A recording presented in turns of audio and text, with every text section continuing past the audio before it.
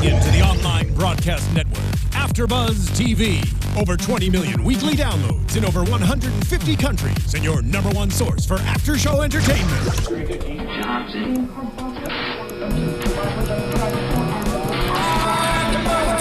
AFTERBUZZ TV, the destination for TV superfans, producing aftershows for over 300 of your favorite TV shows, interviewing celebrities and showrunners, and bringing you behind-the-scenes exclusives. All thanks to E! Entertainment's Maria Menounos, producer Kevin Undergaro, and internet leader Akamai. Now, let the buzz begin! Hey guys, welcome back to Grimm here at AFTERBUZZ TV. It's Grimm Night. Yay! I'm so excited. We're talking about episode 403, Last Fight. I'm your host, Zach Wilson. Thank you guys for tuning in. My fantastic panel is back this week. Wow. Dillon Chance and Yael Tygiel. Hi. I'm so excited to talk about it every week. This is my favorite panel right now. So we open with our quote. Stars, hide your fires. Let not light see my black and deep desires. Ooh. Which is from Macbeth. Yes. Or the Scottish play, I'm sorry. We're not in a theater, we're fine. There's cameras, it's kind of a theater. All right, I'll allow it. Yeah. The Scottish play. The Scottish play. Anyway. But, so, I mean, what do you guys say? Stars, hide your fires. Let not light see my black and deep desires. What do you think we're talking about here? I think it's related to the story of the week, not the overarching story, because the characters that we have, they don't want to fight, but we don't want to see their real desires, and so you have to beat them till they fight. You know, the real desire is to be a peaceful person, and they're hiding that. Push to fight. Yeah, that's what I think. Ooh, translating. Yeah. No, I like that. Thanks. It's a good sentiment. Thanks. But yeah, this week we got a whole bunch of stuff going on. There's a ton of different storylines. Yeah. We got really quick. Let's just talk about the FBI agent and Trubel. Yeah. Because we saw Trubel get kidnapped at the end of last episode, and then she just is taken to a warehouse, and the agent's like, "We want you to fight for us." Yeah, she was just like, "I just want to talk to you." Like, what a build-up. You're right. It's disappointing. Wouldn't you just say, go up to someone and bring them down to the coffee shop or something? You got to kidnap them and bring them to a warehouse and say, we want you to fight for us. Don't tell anyone. That's kind of spooky in its own way. I don't know that that's really the most confidence-inspiring thing. I'm like, why would I want to work for you? Like, you haven't even told me what I'd be fighting for. Yeah, who are you? They imply that she would be fighting bad Wesen. Right. But not for the FBI. But not for the FBI. Yeah. So for who? Yeah. I thought they were going to be like, join us, join the resistance. And I'm like, well, could it be the resistance? It could be. Maybe. I mean, the resistance... But the resistance knows about Nick. Yeah, but maybe they... Well, no. Remember, in the resistance, everybody does it... Like, everybody knows what they know. Nobody knows more.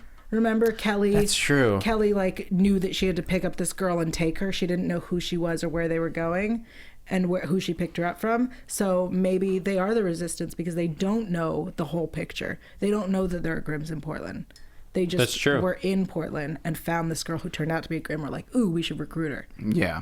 It's a good idea. Yeah, that makes sense to me. I mean, and then we talked a little bit about it last week in that we have the Royals and the resistance is our two groups. Potentially whoever Octopus Man is working for. Oh yeah, that is a third group. But who is that third group? Could this be the group that he's working for? I feel like, and I hate to say it because everyone knows how I feel about Octopus Man.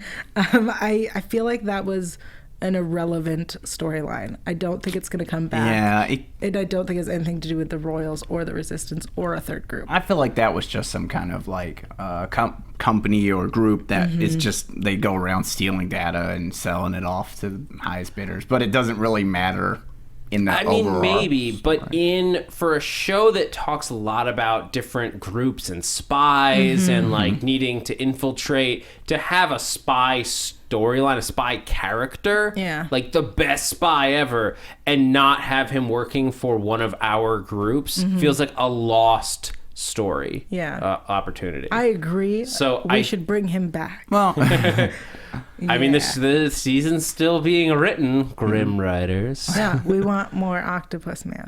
Specifically that one. Specifically, let's put him underwater without a shirt on is what the translation of Yael's request is. Oh, for sure. For sure. But yeah, so we don't know who these people are, and we don't get any. The only other reference to it that we got in this episode is when Trubel comes back and sees Nick. Like, you can see that she wants to say something for a moment. She's like, it's nothing. I mean, also when the FBI agent was like, what does this have to do with Grimm? With Nick? What does he know? And she was like, nope, nothing. I was like, that's smart, but like, fill him in. Yeah. Tell Nick. Yeah. Well, I think she's maybe a little bit conflicted. Like, she sees an opportunity. Nick is also somewhat limiting her reasonably. Yeah. We can see that, like, he needs to she needs to be trained. She needs to be properly trained. But you can see how that might be frustrating to her, where these people are giving her an opportunity to just go kill bad Wesen. Yeah. Like, she's just... you would drop her in and like just be like, we need to kill this person. Yes. Go. And she just goes should in. be an assassin. This is the beginning of the spinoff. This is where they drop her off in Hawaii. #Trouble in Paradise. Yes. It's gonna be good. I love it so much. I feel like this episode was setting up Trubel leaving to join this group and do that, and I don't like it. No. I don't want anything to happen. I told you she's gonna go join this group. No, the fans will join me, and we will hashtag the F out of Trubel. #Trubel. Yeah, we need to keep social media active. Rumor is, I'm gonna say it. Rumor is that if we as fans don't talk about how much we love Trubel. And just Jacqueline Tamani, she's tweeted about it herself. So like she said, I mean, I'm sure that's somewhat just from her perspective on it, but like she said, like, no, please get the hashtag going, get the vibe out, because social media is important. It is. Because rumor is if the show doesn't know that we love her, she won't stick around. I mean, I feel like that's how we got Rosalie, because she was supposed to be an episode or two, and then when they met, when Rosalie became a thing, everyone like blew up with excitement, and then she stayed. So I think rumor is, hint hint, guys, we need to make sure our voices are heard, because they are listening. Especially Trouble. #Trouble. Networks are listening. Yeah. Much the way that I think that we might see a little bit of Adalind and Nick listening in on each other. Who knows? Because you had like a weird brain swap thing going on at the end of last week. And of course that's where we pick up with Wu saying there like, are you okay, man? Like you were talking about not being able to see us and seeing a dungeon. And Wu, to his credit, like drops his like, what's the deal with Trubel investigation, like in the wake of like Nick just had like the biggest migraine ever. Right. And Julia takes him to the doctor, and this is where let's talk about the science of Grimm a little bit, because basically what we do is he gets sent to an ophthalmologist, and she goes and she's talking about how most people have 3 cones, the red, blue, green, color spectrum, which is scientifically correct. Yes, that is real science at this point. I don't know the science. I guess are there some women who actually see a 4th cone? I don't know. I've never heard of that. I'd never heard of it either, but I could see it happening. Anyway. Wait, I want to say the fact that she says that it's a thing with women goes back to, I said last season that it's interesting that most of the Grimms we've met are women. Up until that old guy, Nick was the only male Grimm we'd met. I think that's more just like what the show wanted to do. I think this science, which may or may not be real, is playing a part in that. The Grimm are mostly women. Since it's more often common that women have a fourth cone. Maybe it's even more common that women get the fifth one and become get the full Grimm Yeah. abilities. Maybe. Boom. Well, that's what they drop on us, is that Nick has a fourth and a fifth cone that allows him to see things that most people don't, or at least he would, but there's some swelling in the area that's blocking them out right now. The instant this was happening, I was like, what is happening right now? What is happening right now? Are they giving me the science behind Grimm? And I went, oh, we just got midichlorian, guys. We just got midichlorian. Tell me what that means. Okay. Midichlorians. Wait, for the fans. Well, Fans. Star I'm Wars explaining fans will it know. to them and you. Thanks. In the original Star Wars trilogy, the Force is just a thing. It's just a big spiritual kind of force. magic, But then in episode 1, what they reveal to us is that the Force is made up of little miniature microscopic things called midichlorians that are everywhere, that permeate everything. And if you have more midichlorians, you're more powerful with the Force. They tried to explain the science behind the Force. Instead of just leaving it like a mystery where you can interpret it however you want, they decided to go with these little symbiotic relationship that's inside of you that helps you talk to the Force more. It doesn't necessarily give you the Force, but it helps you be better at it. The more you have, the better you are. And now we understand So why. they basically turned Jedis from like mystics into mutants. And now we have the science behind Grimm. And now we understand why I did not watch the episode 1, 2, and 3. I actually kind of like this, like what they did with the cones. Yes. I thought that was a really cool way to like, because it's not even like, it's not explaining like how it's passed out or anything like that. It's just like his eyes are physically affected by being a Grimm. There is a physical difference between him and other people. Sure. Yeah. I like it also because it gives us more explanation into why the Wesen look in him and see something different in his eyes. It's all about the eyes. I just like the mystery to it. You know, I feel like sometimes you don't have to explain everything. Leave some mystery in the world. I feel like you were the person who didn't want to know that. How do they know that he is a Grimm? Oh, we don't need to know that they see the darkest. No, parts I of needed his- to know that because it didn't make sense that they could just see. So I did need to know that. But I think you needed to know this as well. I didn't need to know there was You a fifth did. cone in his eye. You I'm did. okay with that. And that it's usually in women, and that Grimms are usually women. It's past maternally. That's where I'm going. I'm going with that. Yeah. Yes. Okay. So, yes. but so basically, there's cool science stuff going on here. Sciencey wiencey. Yeah, more or less. Yeah. So now next we're going to get the science of Wesen and what magic gene that is in them that turns them into animals. Well, How does their DNA mutate? We'll learn that next. The science of Grimm. I like sciencey wiencey stuff. yeah, I think it'll be fun to see as Yeah. we go forward. And like, they sort of hinted out during the Comic-Con panel that we might get some idea of what happens when two different Right. Wesen have a baby. Well, I wonder where we i.e. could get that story. Monrosa Lee The Monrosa having baby. a baby. Yeah. Oh my god, it's gonna be fun. And what they said is that when two Wesen are combined like that, When a Wesen and a Wesen love each other very much. but it's like one Wesen is power enough, two can be explosive. Sorry, I just imagined her getting pregnant and then it exploded. Jeez. That is not what it. Sorry. No. Sorry, Okay. guys. Anyway. Yeah. Well, I mean, this has had to happen before in history, so they Oh, yeah. actually... I mean, the Royals, we still don't know what is special about them, but There's nothing special about the Royals. yeah, well, They actually confirmed that. Yeah. that they're just royal. Mm-hmm. Yeah. Okay. I think they might be able to see Wesen. I know that we know that they're aware of Wesen, Yeah. but they don't have any.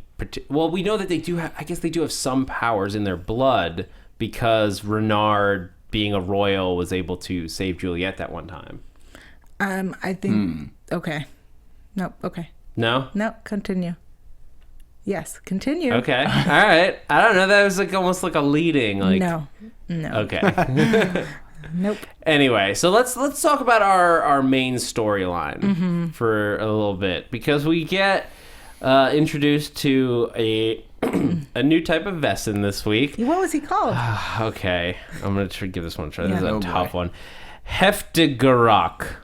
I know I'm so far off on that. Our German friends, we thank you for correcting him. Yeah, our German listeners are like, oh, it's getting worse. Heftigerach? I don't know. Stop it. No. No, it's Okay. gonna get worse in a little while. But so it's basically like a bull is what we're looking at, and he's a boxer. He's a young guy. He's a boxer, and in order for him to get worked up to fight, somebody has to come in and beat him with sticks. Three somebodies. Three people come and beat him with sticks, and then he basically wrench. fights them off, and then he's like, "Yeah, let's go." And then he just gets in the ring and starts throwing punches at this dude. Yeah. Seems like an unfair advantage. Yeah, I mean, but also he doesn't want to do it. They have to beat him to get him into fighting. He doesn't want to fight. He's Yeah. a peaceful guy. Well, it's kind of like in bullfighting. They egg them on, waving that thing around and jumping all around, and those bulls are like, "Arr!" and they see that as aggressive behavior, and that's why they attack. They're not normally going to attack. Animal cruelty. Yeah. Wesen cruelty. Vesen cruelty. People Yeah. cruelty. Well, he's got a few people pushing him, his boxing. The Coach. agent, promoter? Yeah. The promoter, that's the... There's a that's promoter and a coach. The coach. The coach seems like he's just training a fighter. That's what he does. He trains boxers to box. That's fine. Well, I mean, later we find out that he was a former boxer and that he is also You're gonna make me do it again. One more time. Heftigerach. yes. That guy. He was one of those as well. He's much older though. He's also a bullfighter. Bullfighter. Not Nice. bullfighter. All right, fine. But then, so they're trying to force him into this, and we get an opening storyline where we get our first murder of the episode. Is this guy who was one of the people hired to beat him up? Who is also a former boxer. Yes, and that's the classic boxer storyline all the way back to on the waterfront. The former boxer who just has to do random jobs to make ends meet. So sad. And this guy, he gets he's beating up with this guy. He gets his jaw broken. Right. And you're like, yeah, you should probably give him a bunch of money. Fixing a jaw is not cheap. Yeah. Yeah. I feel no sympathy. I mean, it sucks that his jaw's broken, but you came in here to beat up a man and then you got your jaw broken. Oh, that sucks. I mean, Yeah. Yes. yes, but there, at least early on in the episode, I thought that Clay was in on it, or I guess he was sort of in on it. Yeah. He knew what was up. Yeah. So he's like, oh, this is how I get going. This is how it's instead of just listening to your mixtape and having a Gatorade before the fight, he's like, I'm gonna have 3 dudes come in and wail on me for a little while. He seemed so sad though. He was like, okay, they're coming in. Please don't do this. Yeah, he doesn't want it. Yeah. Is there a PETA for the Wesen world? I'm sure there is. That would be great. Oh my God. What if the FBI agent is working for PETA? We want you to kill Bad Wesen because we're PETA. I don't think that's how PETA works. No. It would be pet whoop. Yeah. People for the ethical treatment of Wesen. Yeah. Yeah. I don't think that's gonna work as well. I like PETA. People eating tasty animals. Yeah, that's what I'm talking about. Anyway, now we're all gonna get blood, paint on our clothes. Yeah. But so Clay goes into the ring the first time, and he just knocks that dude cold, to the point where he's like, "Yeah, get up! I'm not done yet. Get up!" And then he, of course, wins. And then he's going to be put up for another fight right away, which is very unusual in the boxing community. There's usually months between fights at least. At this point, obviously Nick and Hank are on the scene. Yeah. They're investigating, this dude's body just, washed up because it had a bunch of puncture wounds. We saw him get pulled from his car after threatening The promoter. The promoter, Stan, after threatening Stan, like, I'm going to let people know what you're doing. Like, it's not cool, and you need to give me 25 grand. And, of course, somebody rips him from the car and kills him. And I was expecting Stan to be a, like, hawk-like or eagle-like Wesen, because the way he was pulled from the car, I imagine, like, talons pulling him up. Because we didn't see who pulled him or how he was pulled. But I was disappointed that he was not. I want someone with wings, is what I want. You want a winged Wesen? Yes. Like someone that can fly? That would be awesome. I wonder if our FBI agent can fly. Because she she's have bird-like. Because she's I don't have it written down, but she's a hawk type of Wesen. Yeah. Well, that other bird guy we saw, remember back in the day? He was like a sniper or something. Remember that dude? Nope. Vaguely. Could he fly? I don't think he could fly. He didn't have wings either. But I want someone with wings. That would be cool. We need some like legendary Wesen creatures, like the lava guy. Remember the lava guy? The one that were like came out of the ground as the lava. Yeah, well, next week. Yeah, next week looks pretty good. Without giving anything away, we'll talk about it after predictions. We need some more of those. I like the like crazy over the top Wesen. Yeah. But so at this point, Nick is like, they see the stab wounds. They're like, that's not normal. Right. It's probably Wesen. Probably. Hank has like some doubt. Like, it's not going to be Wesen every time. All of their cases are Wesen. So I was thinking about that. How did they solve cases before Nick was a Grimm? Did they ever? I mean, he was a detective. Yeah. Hank was his partner. They were solving cases. They were investigating. But as soon as he became Grimm, every case has been Wesen. And they're almost all impossible to explain. Maybe after he solved the first, like, really weird case, all the weird cases just go to them. Like, you guys are really good at figuring out these weird ones that the regular detectives can't do. Maybe. You know? But they don't solve the weird cases. They just are like, this is unexplainable. Cold case. Cold case. That's already a lot of murders for Portland. I feel like there's not that many other ones. Okay. At least I hope not. I Yeah. think Portland's a pretty peaceful city. I would imagine. Not the way Grimm paints it, where there's a murder every week. More than one. At least one murder per week. Yeah. It's a Portland. I mean, it's a big city. I wouldn't be surprised. Portland, the most dangerous city in America. Yeah, seriously. But so at this point, Nick is like, do we bring Trubel in? And then he's like, yeah, we need her. Always. I mean, he does. Yeah. Like, at this point, he's handicapped, effectively. Yeah. He's a handy-capable Grimm. Oh. He's a Grimmless Grimm. He's missing the Grimm part of being a Grimm. Yeah. That's just, his cones are blocked. He's a cone block. That was my only thing. He has a cone blockage during right that now. thing. That's his weakness, a cone blockage. Shouldn't he still be super strong? If only if his biggest problem is a cone blockage. He only went to an ophthalmologist. Oh, that's true. Go get a full body scan. That's true. He also was able to draw, which I thought was part of the Grimm thing, was that they could draw what they saw. No, he's just a good drawer. He's just a good artist. Yeah. I think he gets a better memory as a Grimm, but he can still draw. Okay. And it wasn't like, that's pretty traumatic. I feel like he can recall like what he saw. Maybe it was a very like, this is a dungeon. His mom There are rats. probably taught him to draw. His aunt. His aunt, because his mom didn't That's right. raise him. It was his aunt. Yeah. She taught him to draw because she knew one day. Because she knew he'd have to be drawing Wesen. She put him in like art school. Son, you're going to go to art school and to a fighting camp. Yeah. Don't worry about how the two are connected. We're going to get to that later in life.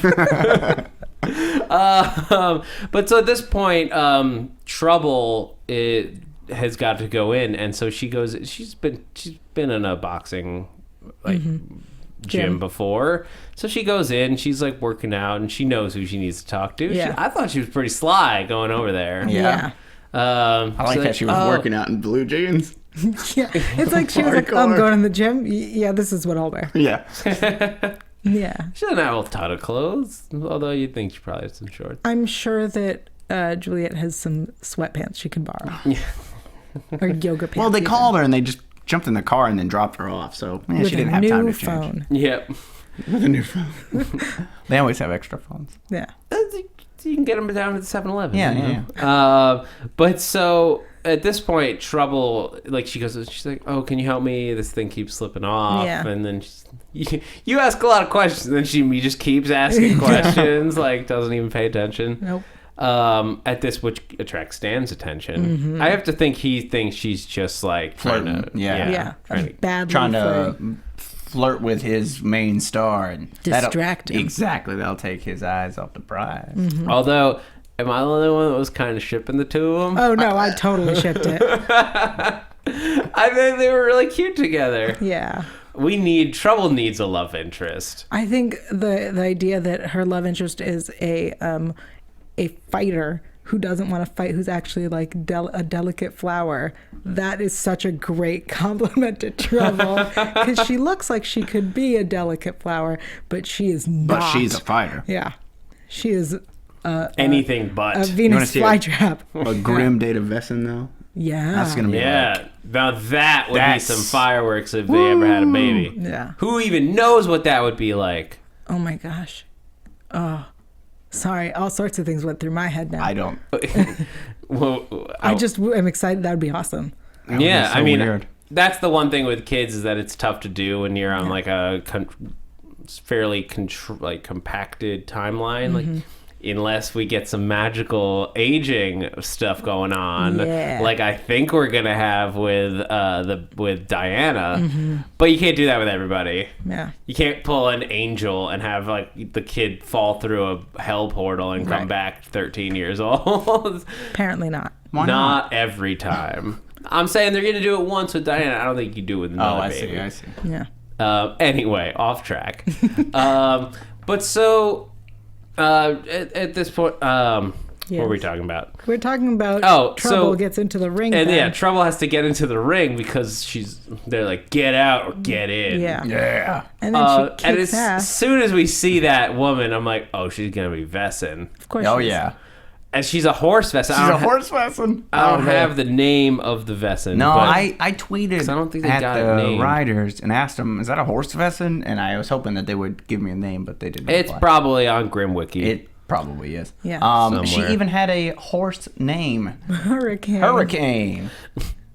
Yeah. That's that's unfortunate. And she was looking straight at Trubel. I'm surprised she didn't notice that Trubel was a Grimm. Well, as soon as she looked at Trubel was like, oh. She ducked her head so that you couldn't see her eyes. See, it's so good now that we know this vital piece of information about how they knew he was a Grimm all these years. I think they had to tell us so that they could bring in Trubel so that they could then have the idea of hiding the fact that you're a Grimm. Right.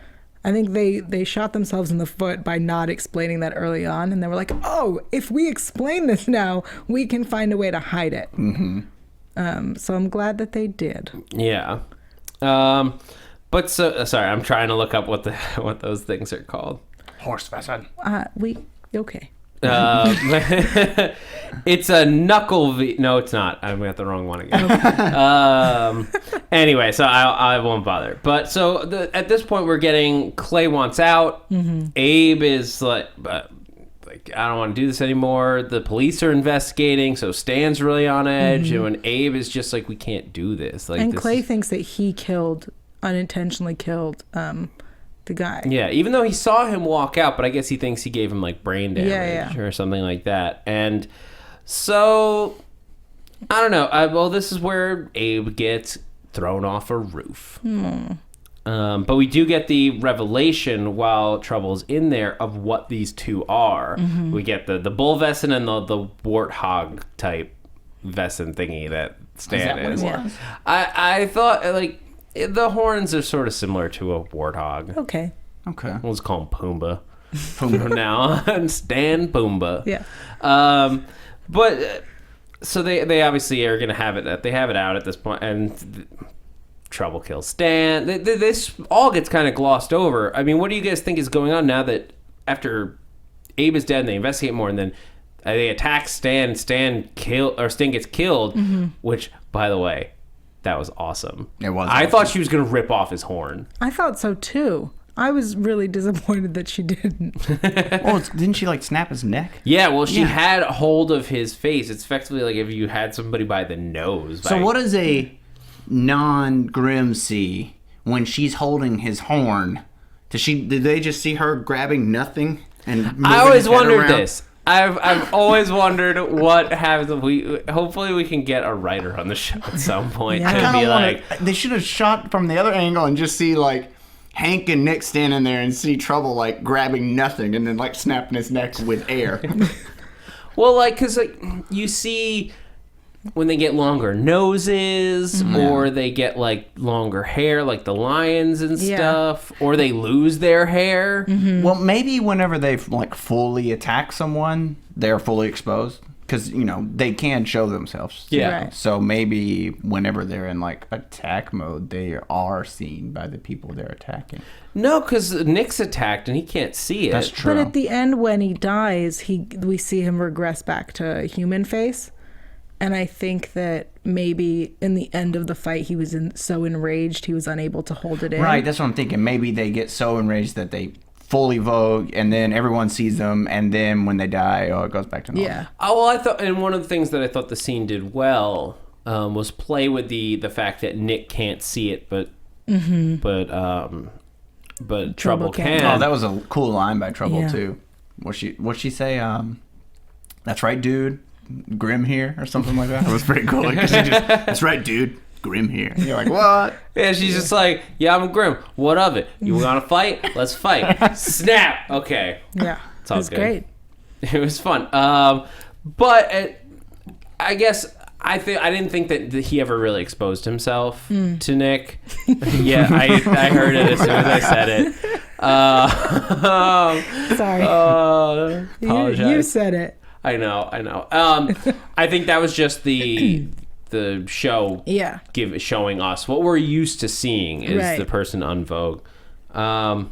But then the bigger reveal, because Clay is inside, and then it turns out his mom has been the one who's really been violently pushing, and she starts to beat him with a chair leg. Well, when I rewatched the episode at the beginning, when Stan is saying that Clay's gonna fight again, he's on the phone and he says like, "Yeah, no, we're gonna fight again. 3 more. Yeah, the contract's coming. It's okay. We're gonna get the contract.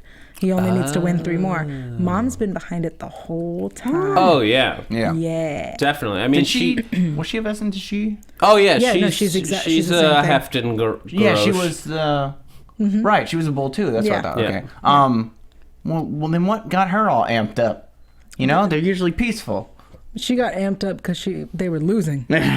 Yeah, I mean, just because they are peaceful, or the species as a generality is peaceful, does not mean that they all That's are. true. Right. All right.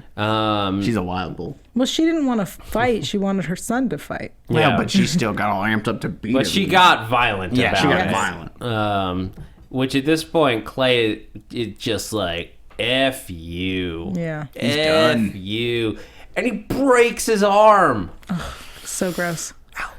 But, like, that's a good way to end a boxing career. Yeah. No one's going to put you in the ring with a broken arm. Take him out back and shoot him. Oh. Whoa. That's what you do to farm animals when they break their limbs. He's human-ish. Well, you wouldn't do that to Hurricane. Actually. Oh God. But yeah. So anyway, that about wraps up our boxer Yeah. storyline. I thought that it was what do you guys think of it overall? The fun. main like the story of the week. I liked it. I felt like it was less like this is a story of the week and more like furthering our purpose of seeing Nick and Trubel deal with the situation, which I really liked. I think that recently we've had a lot of we need a story of the week to go underneath the main story that we actually want to talk about. And I think this is one of the few times recently that we've had a story of the week that's actually relevant to the overarching story.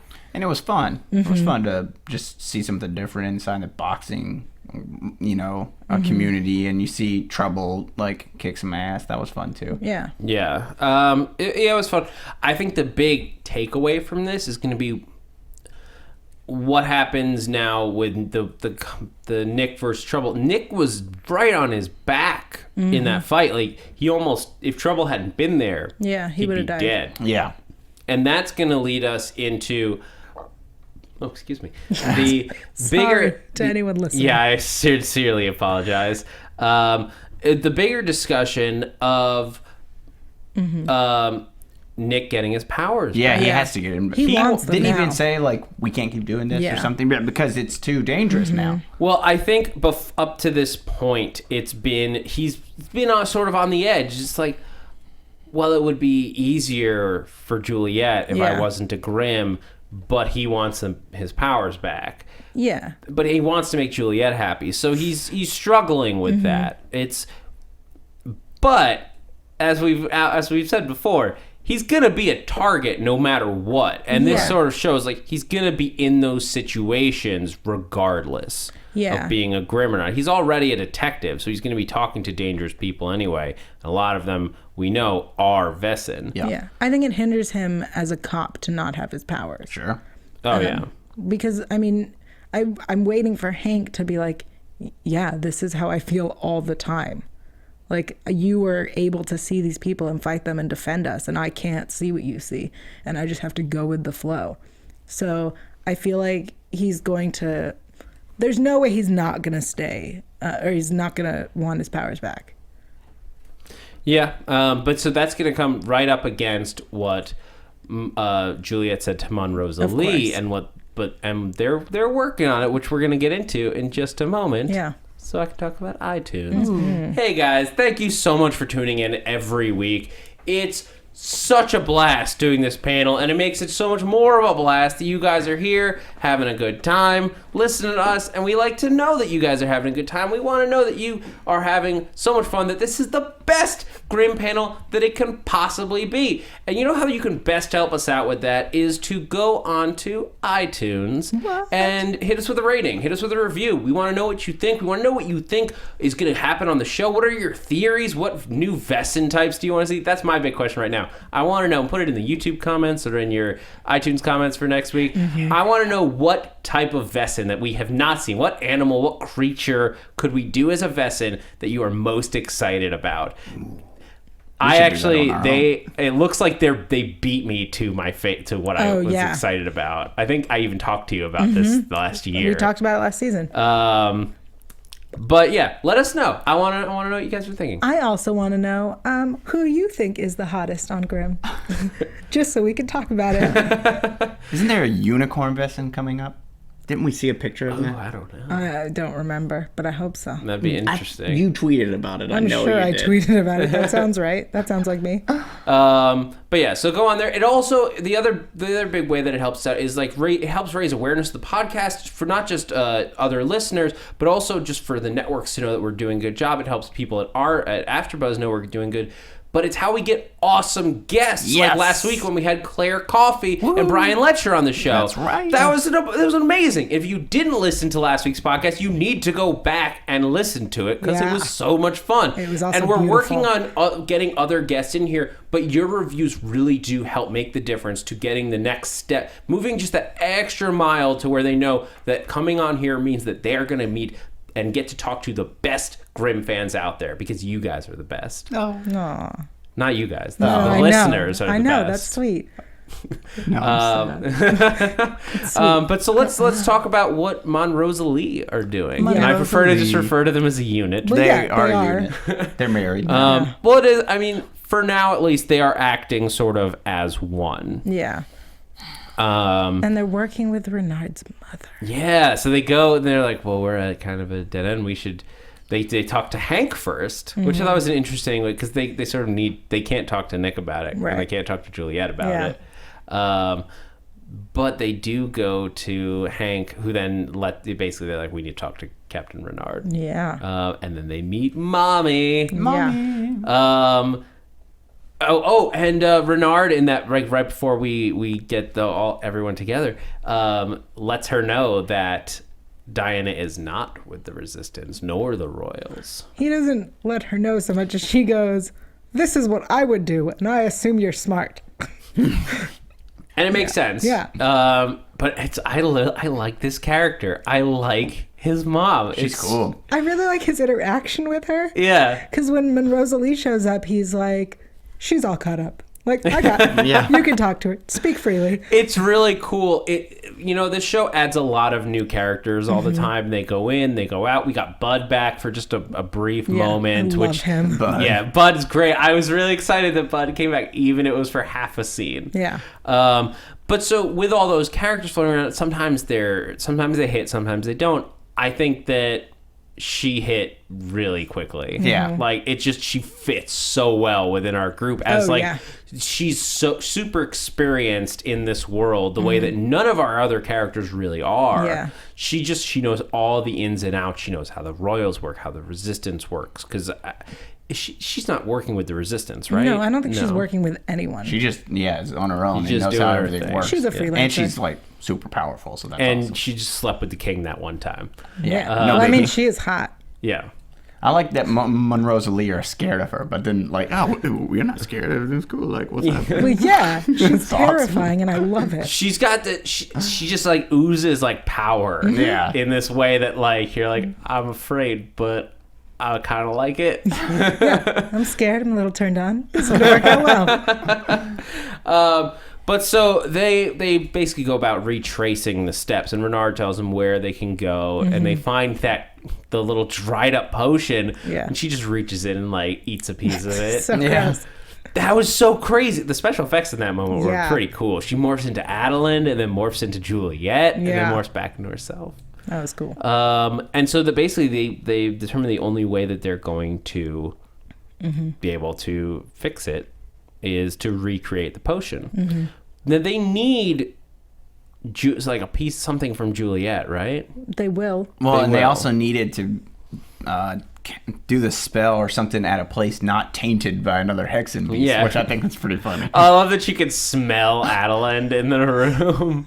I can smell her hate, and her fear, her longing, her loss. Oh, poor Adalind. Yeah, well, so they're going about making the potion while Adalind's off in Vienna. And there's another point to the Monroe Lee storyline that I want to come back to before we wrap up. But I want to talk about Adalind first.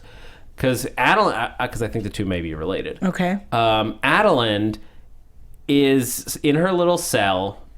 At one point she tries to get out, and we learn about a little bit of how the cell is Hexen Beast proof. Yeah. It all echoes into her ear. Yeah, well, I think it has something to do with the circle. Circles are very important in magic. Yeah. So I feel like putting her in a circular cell helps keep her powers in check. Okay. Where she tries to open the door, she focuses, and she's just like, open, and nothing happens. Yeah.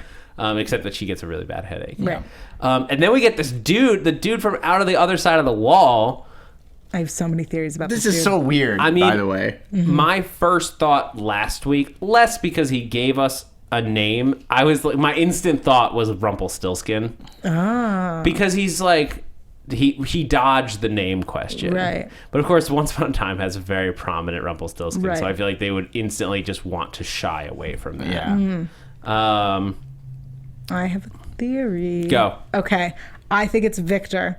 I think it's very much like Jafar and Aladdin. I think it's Victor trying to help him get out. Oh. Oh, you think, or someone he's paid? Because I don't think it's him. I think it's actually Victor. No way. That's what I think. Interesting. So he morphs into another person? No, I think He he's... uses a potion, transforms or messes with his Yeah. appearance in one way or another. Polyjuice posings himself. Yeah. Whatever. Yep. And no, you're right, because I guess he's thinking he can figure out how to find the baby if she doesn't Jafar. think that he's actually Victor. I like that. And then I like that he theory. gives her a pot brownie. Yep. Yeah, he gives her some, like, a brownie, and you're just, that's suspicious. Yeah, That's like, a weird girl. food to have. I think that was what Claire Coffey was referring to. Remember, Oh, she yeah, said we're gonna give him there's going to some be good another stuff. reference Well, maybe. later on coming up, and I'm Yeah. pretty sure that was it. Because Well- he's like, you want some food? And he gives her a brownie, man. Like, come on. I guess we'll see Yeah. what happens after she eats it. Like, because it was a really quick Yeah, storyline yeah. for her. But who knows? And so now it's I like your theory better than What was your theory? I thought it might be related to these wolf mask dudes that we get right at the tail end of the episode that are watching Monroe and Rosalie. Another strange group. Yeah. So, and again, I think that these are part of like the same. It's all going to turn out to be very, very connected. But yeah, we get these two guys sitting outside the spice shop where they're mixing up the potion with Renard's mom, and they're just watching, and they put on these creepy little wolf masks. Yeah. Do you think they're watching Rosalie or are they watching Renard's mom? Good question. Yeah. Ooh. Both. Well, yeah. But like, I guess it makes sense that they'd be watching Renard's mom more. So Maybe they followed her. what do you think? Who do you think they're royals? No. I think they're what the FBI lady was talking about. Interesting. Oh, you think that's them? Oh, and they think that maybe they suspect the spice shop of being bad Wesen territory. Maybe. If you have like good Wesen groups, like I could totally see like two gangs of good Wesen like thinking that the other's doing bad, and so they go out and try to kill each other. So we we have Monroe and Rosalie versus this crazy FBI group thing. Not FBI. Yeah. Not FBI gang. Wesen for Peter.